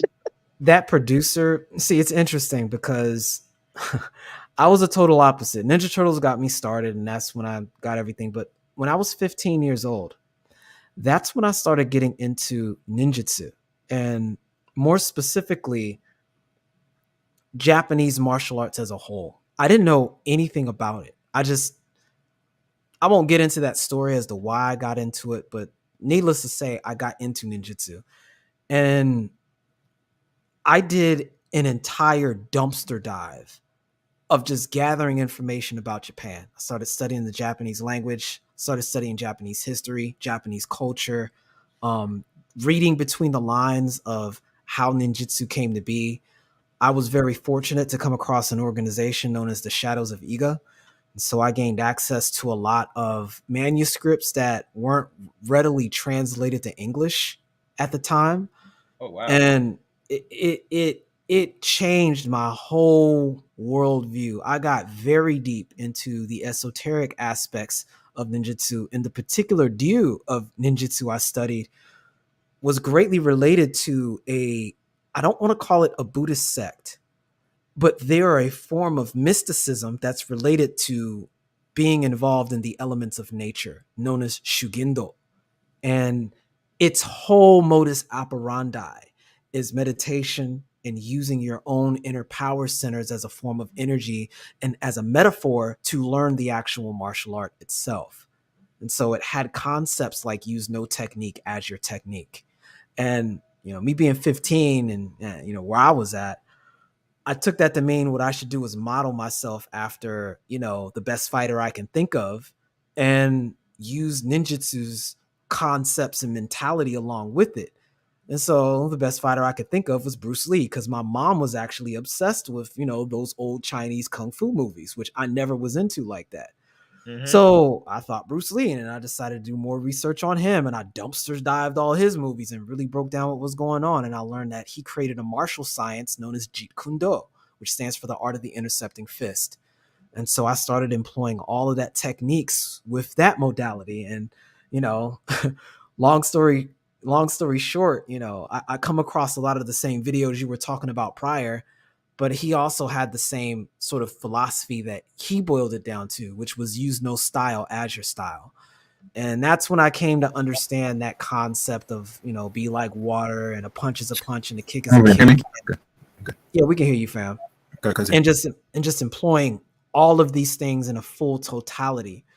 And I think that's when I really started evolving greatly as a martial artist on the internal sense, because it gave me a depth and perspective on everything. So, it it's been a journey. Also, oh, nerdy, you would like to know this? If you have seen those movies or watched martial arts movies or things that have it in there, have you ever watched them like, bro, that's wrong, or he should have connected, or something's inside his face? Have you ever Hold on, because watched you're kind of Ticket breaking and up. You're kind of Borgin. Can you say that one more time? oh, I'm Yeah, sorry. repeat that. Have Repeat you that. have you ever watched things that had martial arts in it or martial arts, and you look at it and critique it and think, no, that's incorrect, or they should have connected, or this is wrong? Every single ninja movie ever. Like it's so bad. Like, if people actual ninjutsu is so unsexy. It's kind of comical. Wait, before you continue, names. Before you continue, I'm just testing. I think my line's working. Let me check who Oh, this no is. problem. Caller, who's this? Hello. You raise your hand. Yeah, Gary. Yeah, stay right there. Stay right there. Let them finish. Then go ahead. Nameless. Oh, yeah, I was saying a lot of ninjutsu is very unsexy. And at least as it's understood by the popular conception of ninjutsu, its true value lies in its functionality and the context under which it was developed under. And it has such an interesting history. At its core, it's a way of taking nothing and making it into something. It's a worldview that permits people with little resources to hide in plain sight and acquire information about the world around them that can be used to protect themselves and intercept things in the ether before they can show up on the physical plane. And that's not something very easy to demonstrate in a film. It's a very internal modality. It's a very proactive modality in understanding yourself and human nature. And in particular, my particular view really goes into a great detail emphasizing that part, because that was the context under which it was created for. It's very not egalitarian, utilitarian, I guess would be the word. Mm-hmm. And it's why I advocate for it as a general system for a group of people to learn so that they can survive extraneous circumstances, not just in a fight, but in that macro sense we were talking about earlier. Yeah. Oh yeah. Because she's getting her device set up. Who's this online? Is this you, Jay? Can you hear me? Yeah, I just want to say, good show. We missed like about 5 to 10 minutes. I mean, no, don't worry about it. Don't worry about it. It's technical issues. All right, cool. But do you have questions Yeah, for my so- guest? The name is protagonist. No, just good show, man. I'm listening. Trying to just absorb and listen. I think the breathing part was really a good a point that you had said about breathing, because breathing is definitely something that like you said, controls some thought or helps with thought process, as well as the body, with blood pressure and things like that. And yeah, I think that was a good point that you have said. So yeah, good show, Gary. Keep it going. Okay. I'm sitting back listening. That's all. Okay. Appreciate your input, family. Yeah. Well, I'm surprised you took martial arts back in the day, Jay. I used to did some martial arts when I was a boy. I think, what grade was I? Was it third grade? Maybe third, fourth grade. And me and my brothers did it back in the day in summer school. We didn't stick with it, but it was something that my parents at the time, especially my father, put me and my brother into certain places just to get experience. And I think that I advocate most young children, if your parents or if anyone that's listening to this channel, you have kids, boys and girls, especially boys, you should throw your children into any of these activities and see what they're like. You always got to inspire what they want to do. And you try to put them in positions so they could exude their expression, in my opinion. Because you never know, I think we need to do that more as people. Yeah, I agree. I think that's an excellent modality to get your children into in general. There's just too many things modern society's missing, and Mhm. martial arts hits a lot of those check marks. Yeah, yeah. Martial arts, boxing, hell, even some of those things that's physical activity. And let's be honest, Nameless, that is a best way for a lot of young males that have aggression, untapped things to really let it out and know how to control it properly. Um, I think if people remember, Mike Tyson has a TV series on Hulu about Mike, and you see the life struggles with him during the times of Brooklyn, New York, and how he's constantly getting fights. And the thing that really saved him was being put into those type of arenas, especially in the sport of boxing. You know, Well, he was kind of a rescue story, so is yeah, he I okay? mean, yeah, he Okay. was a rescue story. Like he was in and out of systems. It was bad, but boxing did legit save him. So, it's unfortunate it couldn't happen a little earlier, but Mm, who knows? We wouldn't have necessarily got the mic that we did get had he not gone through all of that and had that life as a contrast. Same story with Mayweather. I think Mayweather is a textbook example of what you're describing. mm, mm, mm. And he's one of the last great boxers, black boxers out there. I don't see many right now that I can name right now that they don't promote like they usually. Mayweather right now is still undefeated at his age now, Yep. and I'm not saying he would be afraid if he's gonna lose an undefeated streak, but once you get up there in age, it's like yeah, you just want to enjoy your riches at this point. Well, his fight IQ is absolutely incredible, and it's only matched by his work ethic, which is impeccable. He worked his ass off, which is the theme that I was really trying to highlight here. You know, Mm-hmm. systematically, I had to deal with racist judges that didn't want to see me succeed. Yeah. And even still, I worked twice as hard as everybody else around me, or a lot of people around me, just to be seen as normal. So Mm. that becomes a theme. A lot of black people in general, but black men in particular, especially, are The being black held to. tax. Oh, It's the I'm black sorry. tax. No, you're right. You're right. No, you're fine, family. It's the black tax, and I learned that in the dojo, of all places. So That's oh, let me read the comments because I see people put some comments here. Like I said, I Um, see Tonya the tailor, Tonya the teacher. Okay. What else? just Thank think you. back. Go ahead. Oh, You can speak. I'm sorry. I don't know why I want to mention this. It just because we're talking about both groups of people. Do you know that Mike Tyson was a stick-up kid and he actually robbed You God and his mother, who You God from Wu-Tang Clan. I didn't know he did I that, didn't but know I knew he that. was a stick-up kid. Yeah, he talked about how they would hide in abandoned buildings and go on the roofs, and he was feeding pigeons and stuff like that. That's one of the best memories he had at that time. But yeah, man, they were running around robbing folks. Oh wow. I didn't know it was them though. That's crazy. Makes sense. Makes sense. But that's the environment for you. What I'm saying, you're gonna do and fight for survival. So you're gonna do things that's placate to your environment. Unfortunately. Yeah, that's Blackistan. I'm so glad, I moved, we moved from it when I was younger. I don't know what I have escaped. It saved my sister. Me, my sister would have been killed, but thank God we moved. It's really weird. I know it's a little off the subject, but I you talk about the environment and how things can change. We had to move out of it because my sister's best friend was killed by our neighbors, and she would have been at the house for New Year's Eve, and she knew the kid too. He actually literally lived next door to us. It's like a real high profile case in Chicago. If you ever look it up, the Emmanuel Phillips, I literally Mhm. lived next door to him. I knew that kid. It's kind of sad that he went crazy. Mhm. Mhm. How and how old are you, Linda? You say you're old, like old, like really old, Linda. It depends what is old. I'll tell you. I don't care.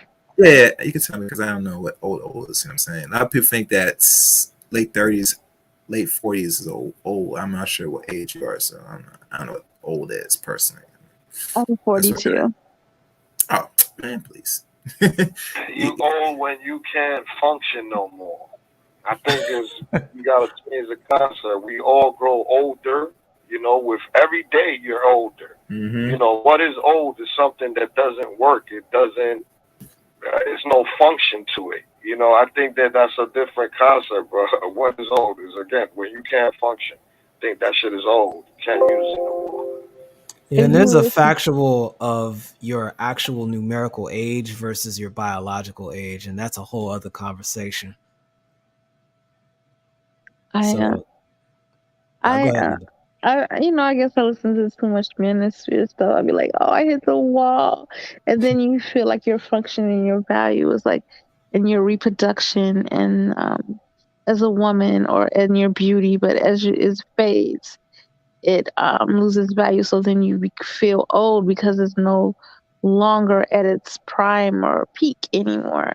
But I feel like it's different now because now that the older you get and you realize you're not as youthful or beautiful as you are, you can be of value in other ways, like, providing wisdom or support or in other ways. So I don't think aging is as bad as I thought it was going to be. It's more of accepting and embracing.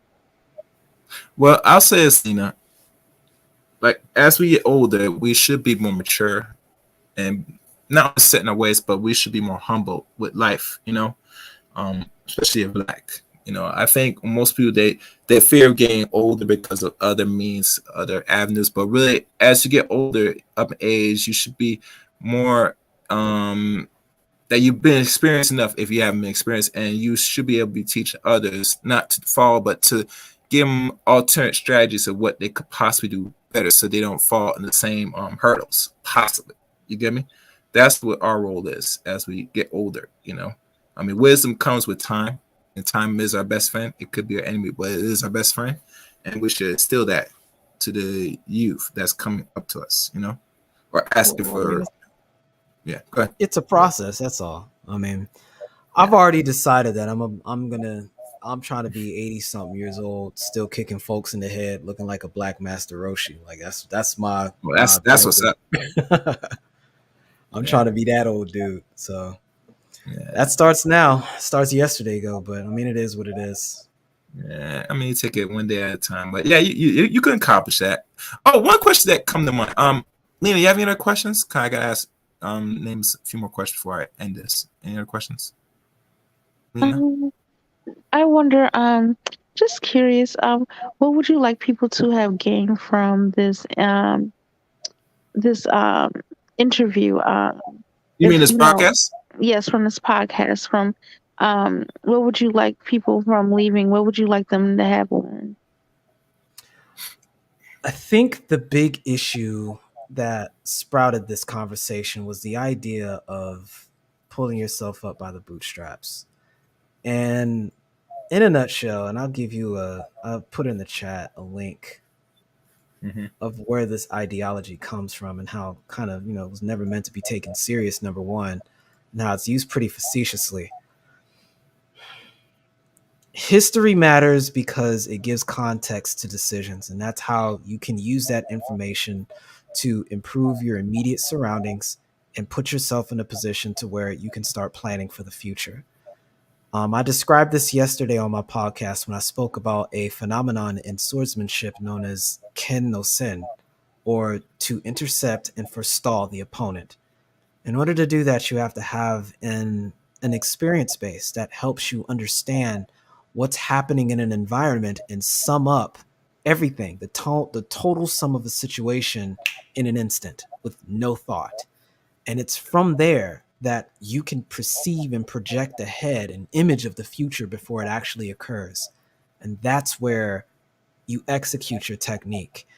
If you translate that sort of scenario from an immediate combat situation to a long-term decision-making strategy, back to that word strategy, this is how you change a people's situation. You can only do that with an accurate understanding of where you are, what your disposition is, the disposition of the opponent or, the world around you, and the terrain that you find yourself at. And it's through that that you can begin to plan so that you can set in stone things that are going to assist you for the world that's to come rather than the world that is. With that understanding, you can appreciate what role individual action has and what collective accountability has in changing a person's situation. Because just because something is possible doesn't mean that it's probable. Or just because something's possible doesn't mean that it's viable. You could have all sorts of options available to you. But if those options are leading you to dead ends because you're just left to entropy or chaos, as his name would state, you don't know what you're necessarily going to get. And the way you tame that chaos is through the use of systems. And those systems are designed to assist you in getting better outcomes overall. Yes, an individual may succeed, but by improving the conditions and improving the environment and improving and fine tailoring the system, you have a higher probability of getting the outcome you desire. And I'll give you a more acute illustration of that point. Let's say, and Linda, will use you as an example. You tell me that you're not feeling well, you're sick, you're not good, there's something wrong with you, right? I'll make the affirmative statement of, okay, something's wrong with you. Both of those statements would be true in that instance, right? You there, Lena? Okay. I'm sorry. Both of the, were you able to hear what I said earlier? A little bit. My phone was like a little messed up. I'm so sorry. I'm actually at work and I'm like on my break trying to listen. I'm so sorry. But yeah, I was listening to it, and you were saying how you want, hard work and overcoming and pulling up, is the takeaway. Well, wait, let me give you the example because you may not have heard it all. Let's say you aren't feeling well, right? Okay. And I make the affirmative statement and say, all right, you don't feel well. Both of those statements are true in that instance. The problem is that doesn't help us solve the problem. So what we have to do is change the perspective of what this word you means. So you can say that it's correct to identify you as being, your personhood, your physical entity, right? But it's more useful for the sake of solving a problem by stating that you are an aggregate of systems working cooperatively to form the entity known as you. When you can observe it in that context, then in the spirit of problem solving, it's much easier to identify what is actually wrong with you. Right. Because if something's wrong with you, it isn't that you as an entity have a problem. A system that is part of the aggregate of you is having some difficulty. And then we go through a process of identifying what particular system is in duress and distress. And that's why symptoms are useful. But if you take symptoms and only classify them as complaints and say, look, here's all these people who survived with these symptoms you have, stop complaining about it. Is it possible that you could get by without any of these issues? It's possible, right? Right. But the likelihood, the viability of that happen, the percentage chance of you surviving or, running into more complications is a lot more likely to occur. So if we want to improve your potentiality to succeed, we need to go through a systems analysis to identify where the problem actually is. That's true. That's the difference that we're showing here with regards to bootstraps. If the only thing you're doing is looking at people who had gunshot wounds, and you're not identifying the problems that they're having and simply pointing to people who survived it with no treatment, how many people are you going to lose in the process when they're shot? Countless, right? Right. That's the bootstrap argument. Yes, you can still keep going even though you've received a gunshot, especially if you didn't die outright. And I don't mean to be so violent or graphic, but in a cultural sense, this is what's happening. People are sustaining these traumatic wounds, And the way you address it is by addressing the system that's been damaged. If you don't do that and you just say, well, you're complaining about these things, people have survived that have received damage worse than that. This is true, but it doesn't solve the issue. And so now you've got all of these people that are needlessly suffering and losing, and it doesn't have to be this way. All you would need to do is make a reassessment of the environment, make a reassessment of the system, and you greatly improve the probability of success to make that possibility match a little bit more. And that's the counter argument to the bootstrap argument and conceptuality, that to overcome uncertainty, human beings have used systems, and systems are nothing more than a way in which order is given to chaos. Hope that answers any questions, Lena. But it's good that you came up, sis, to ask your questions. I hope this stream was helpful to you. Yes, extremely. I really enjoyed it because I came in with a different thought. Like, okay, yeah, we about to see some gigs, we about to see some moves, and left, pleasantly surprised. We touched on a lot of stuff from the Monroe Doctrine to how to deal with environment. We talked about controlled breathing. We did a lot of everything. It was kind of interesting. I like tonight's content. It was very good, very informative. All right. Welcome. Thank you. Hope to see you back soon, sis. All right. Take care. All right. And my final question for tonight, nameless. In regards, could we talk about breathing? We cover a lot. In regards to the fitness aspect for us men, how one could start his journey. And this question will go to any man, whether you're 18 up and don't know where to start to really get control of your body. No matter what health conditions, or you're big or you're skinny, what steps you would like one should take to really get the body back into somewhat of a balanced stasis. Not just help, but just how to get the body back, moving and crafting it. That's fine. So I know it's a little. Well, no, you've seen my IG, so you already know how where I'm coming from with a lot of that. I'm a bit extreme with how I address my fitness and health in general. That's why I plan on doing a whole separate set of content. It seems like enough people are interested in it enough to just go ahead and roll it out, full reveal. But I'll give you a couple axioms that I like following that I think everybody can make use of.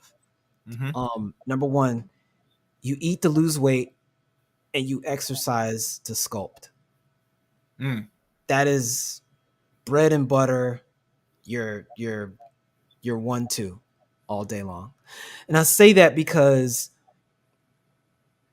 the overwhelming majority of issues people are experiencing with regards to health and fitness is their gut biome has placed them in a position to where the foods that they're calibrated to want to eat is good for bacteria that have ulterior motives to the objectives of your body being healthy. So it's why I have a statement as it pertains to food. You don't eat to feed yourself. You eat to feed the bacteria in your stomach that in turn feeds you. And I think if you can understand that principle, you'll start making leaps and bounds with choosing higher quality foods. And you may not need to have as much as a result. But there's a couple steps you can take if your concern is weight loss and just having a better template overall. Number one, calorie deficit is always going to be key. Calories in, calories out. And you don't need to be at some major deficit. All you need to do is just, run the formula of what your resting calorie rate is, relative to your body weight, and make sure you're getting at least 50 grams of protein of food every day, which is not going to be hard. And that's it. For some people, you want 1 gram of protein per body weight pound that you have, but you can get away with as low as 50. You don't need a ton of protein. But calorie deficit, at least 50 grams of protein. And if you want to take that extra step, give yourself a food window to eat everything under. You can start with giving yourself an 8-hour window to eat all the food that you're going to have for that day. That leaves for you 16 hours of fasting. And you would be surprised at the amount of benefit that you find in being able to gain control of your endocrine system and a lot of your passive digestive system and really your recovery, with regards to whatever training you do. When you isolate your eating window and go through that intermittent fasting stage, there's a lot of biochemical things that go down that greatly improve the process of not only paradoxically helps you lose weight and gain muscle depending on how you train. But again, calorie restriction, eating higher quality foods, giving yourself a window of 8 hours or less to do all of your eating. And if you're walking at least a mile a day, you're going to find that you don't even need to do any kind of crazy extraneous exercise program. If you're not doing those things I listed, doing that will probably take you almost 60-70% of the way to your goal just by being consistent with that over time. Excellent. More than half. I could work More with than that. half, more than half. And that's all you need to do. And what we're talking about is a lifestyle change. Mm-hmm. So if you can work those fundamentals down and make that a part of your everyday life, you're going to be at a much better position than you were before. Mm-hmm. And I'll add 3 other major axioms, and I'll type them in the chat for you. Mm-hmm. If you can avoid these 3 things, the first one being RBST, growth hormone.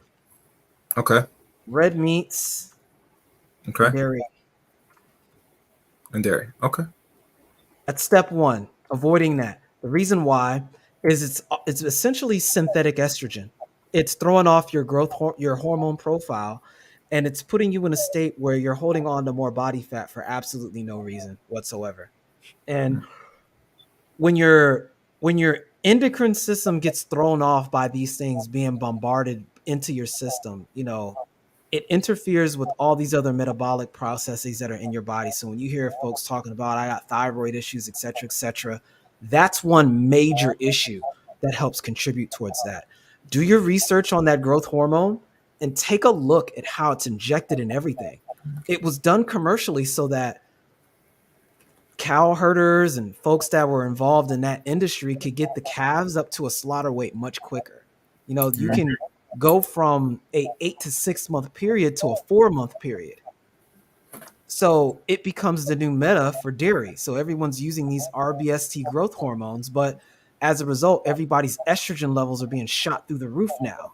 And, the end result is you're picking up more body fat. It's a problem. Number 2, which is the next big thing here,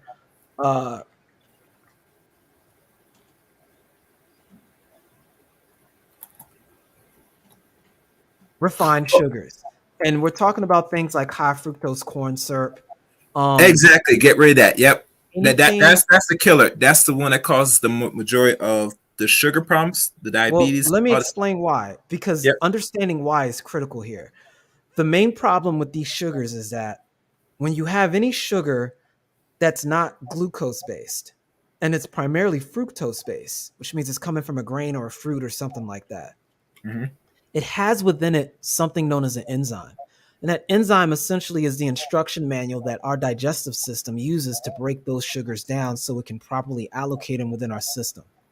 The problem is that same enzyme is responsible for the fermentation process. So when you let that sit there for a while, it begins to basically ferment and turn into alcohol.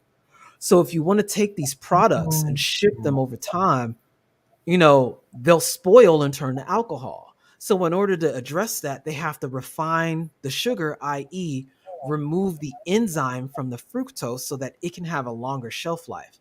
The problem is by killing that enzyme, you've now killed the instruction manual for that sugar. And so the only way the body knows how to deal with that is to transmute it into fat. And so here you are being bombarded with all of these artificial sugars that, not artificial sugar, but refined sugars that don't have an instruction manual. You've got this overabundance of energy potential, and it can't break it down to make use of it immediately. So it has to turn it into fat first. And so now you take what was listed there previously with the growth hormone, which is already giving you a predisposition to turn things to fat. Now you've got all of this refined sugar that your body has no idea what to deal with. It's turning that into fat. And it's leaving you disproportionately set up for failure with regards to that. And so the last thing that I'll mention here is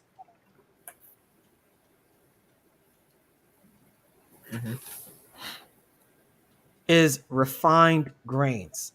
What you want is whole grain products. Key, not wheat, not none of these buzz or trigger words. You want whole grain ingredients. Like black rice.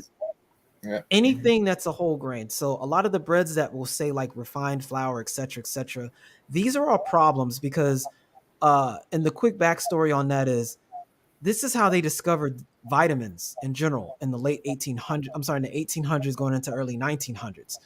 When the steel mill got introduced to the mainstream and grain could be refined into a powder, know that the color of your bread used to be in association with your social class.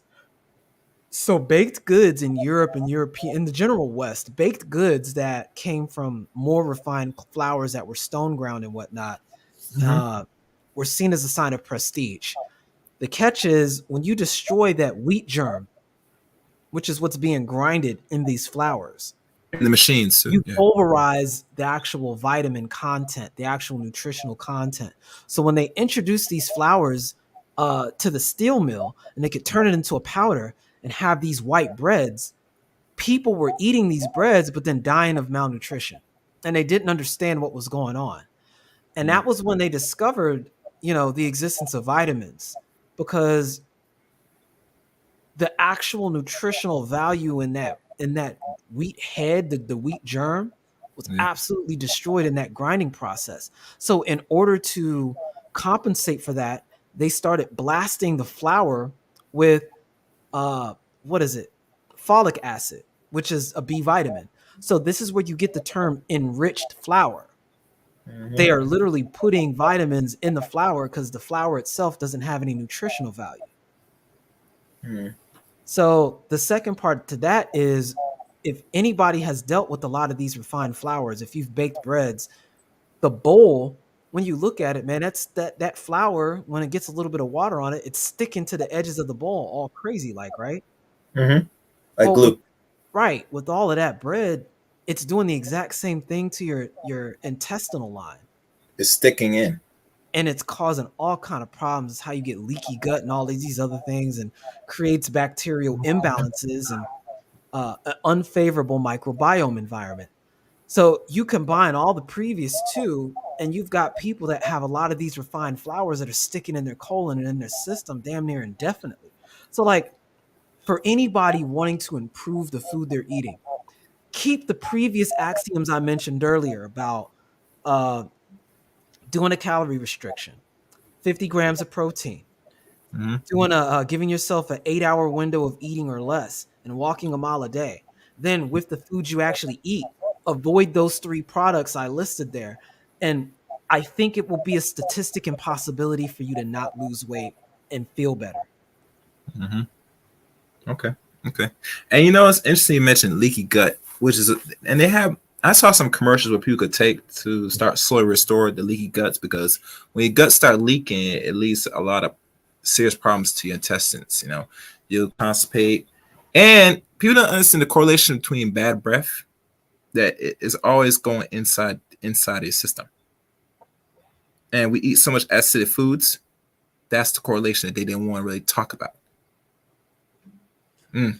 So that's for food thought for those that's not familiar. But this was a good stream.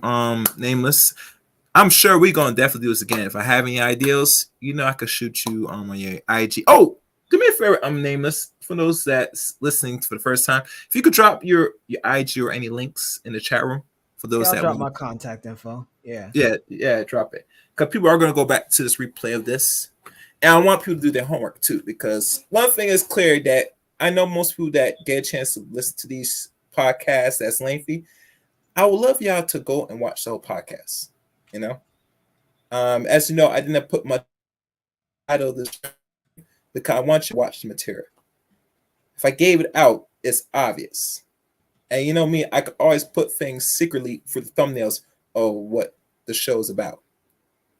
So always pay attention to the image of the Chaos Reign. You never know if I have somebody as a guest on next future shows. So let y'all know. As he puts them in the chat room. If anybody, oh, y'all guys can also support too. Let me put the Cash App. Forgot to put that. And you know, sometimes I don't really keep remind myself. People, as y'all know, I get in the moment when I do these streams, and I sometimes forget. You know, this is somewhat of an experience that you get some out of this broadcast. You learn something, you grow. You might use this for your own intellectual stimulation. So the links are put in the chat to follow Nameless Protagonist. Any last words, either in English or in Japanese, for those that don't know? Because you speak other language, Nameless.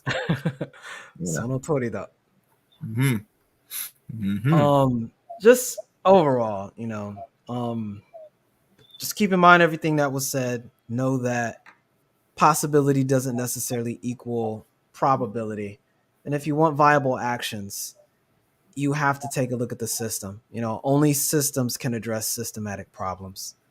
There is a interesting concept that I really like to apply to my everyday thinking, understood as Kaizen. And it stands for incremental improvement over time. And I take that as an individual philosophy, but I think it can be projected towards the greater context and conversation of an aggregate. If you can foster the currency of trust with one another, you know, if you want to have a community, this is what your options are. You know, we're at a point where we really don't have much of a choice. You know, people need to decide, do you want to have a Black community or no? Because these bootstraps aren't going to lift themselves, especially if you don't even have boots in the first place. But that's not an excuse, obviously, not to continue to move forward. We can. It's just we can't do that in all earnesty unless we understand what our actual condition is and take an honest assessment of what it is we're up against. Because if we don't make the decision consciously, it's going to be made and decided for us eventually. それでは全て終わりだ. That's everything. KO! Thank you, Nameless Protagonist, for being my special guest on this very much needed conversation. And like always, I will be always enter the dojo to really meet the master and know more of the wisdom. Os! Yes. And thank everybody for watching and listening to today's stream. If you're new to the Calorie channel, make sure you hit the subscribe button, the top notification bell, where there's always live streams and uploads here on the Chaos Reign channel. Also, follow me on Twitter at Chaos Reign 7 and add me on Facebook as well, Eric Reign on Facebook. And I have a Discord service. If you're not familiar, Discord is in the about section of the Chaos Reign channel. So join Discord and be the one or many of the chaos. And please, we are here to restore the order in which the world we live in today, like always. And those are the links. Thank y'all for watching, or I should say listen to today's stream. Please leave a comment. I'm sure look forward to reading y'all take on this video. And please, you know, don't be shy. You know, I do read the comment section. You know, I don't make no gripes about it. So, you know, leave your comments, your thoughts, opinions. I'll be sure be waiting and looking. And that's all the links. Until next time, everybody. Adios.